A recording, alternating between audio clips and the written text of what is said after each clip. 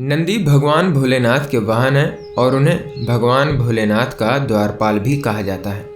ऐसी मान्यता है कि भगवान शिव की कृपा प्राप्त करनी है तो उनकी सवारी नंदी को खुश करना बेहद ज़रूरी है। आपने देखा भी होगा कि लोग मंदिर में भगवान भोलेनाथ के दर्शन करने से पहले नंदी के आगे हाथ जोड़ते हैं, उनके कानों में अपनी मन्नत मांगते हैं। इसके पीछे की क्या वजह है और इसका रहस्य क्या है, आइए हम आपको इस वीडियो में बताते हैं।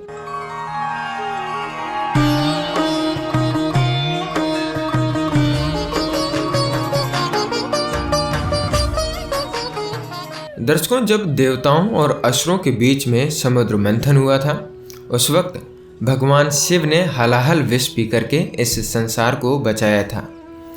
विष की कुछ बूंदें जमीन पर गिर गई थीं, जिसे नंदी ने जीभ से चाट लिया था।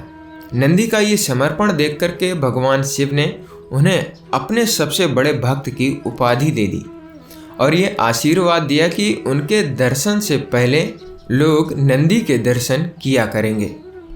नंदी को भगवान शिव का द्वारपाल भी कहा जाता है। भगवान शिव के दर्शन से पहले नंदी के दर्शन करने होते हैं।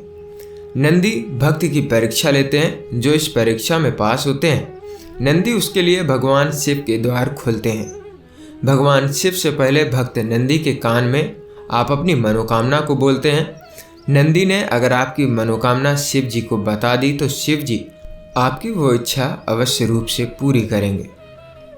दर्शकों, कहा जाता है कि शिव की कठिन तपस्या के बाद शिलाद ऋषि ने नंदी को पुत्र के रूप में पाया था। नंदी को उनके पिता ने संपूर्ण वेदों का ज्ञान दिया था। एक दिन शिलाद ऋषि के आश्रम में दो दिव्य ऋषि आए। नंदी ने उन दोनों ऋषियों की खूब सेवा की। ऋषि बहुत उनसे प्रसन्न हो गए।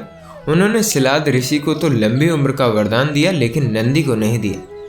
जबकि शिलाद ऋषि ने उन दिव्य ऋषियों से इसका कारण जानना चाहा तो उन्होंने बताया कि नंदी की अल्प आयु है। यह सुनकर के ऋषि शिलाद चिंतित हो गए। जब नंदी ने पिता से चिंता की वजह पूछी तो उन्होंने उसे सच्चाई बता दी। इस पर नंदी हंसने लगे और कहा, शिव जी की कृपा से आपने मुझे प्राप्त किया था और वही मेरी रक्षा भी करेंगे। इसके उपरांत नंदी ने भुवन नदी के किनारे शिव जी की कठिन तपस्या की। शिव जी प्रकट हुए तो नंदी ने कहा कि वो उम्र भर उनके सानिध्य में रहना चाहते हैं। नंदी के इस प्रकार के समर्पण से शिव जी काफ़ी प्रसन्न हुए और उन्होंने बैल का चेहरा दे करके अपना वाहन बना करके अपने गढ़ में नंदी को शामिल कर लिया।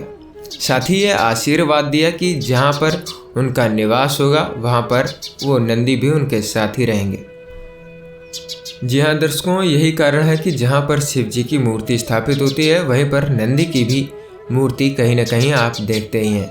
आशा करते हैं कि आपको ये हमारी ऑडियो स्टोरी काफ़ी पसंद आई होगी। हम आपसे मिलते हैं अगली नई किसी अन्य ऑडियो स्टोरी के साथ में। तब तक के लिए दीजिए इजाज़त। नमस्कार।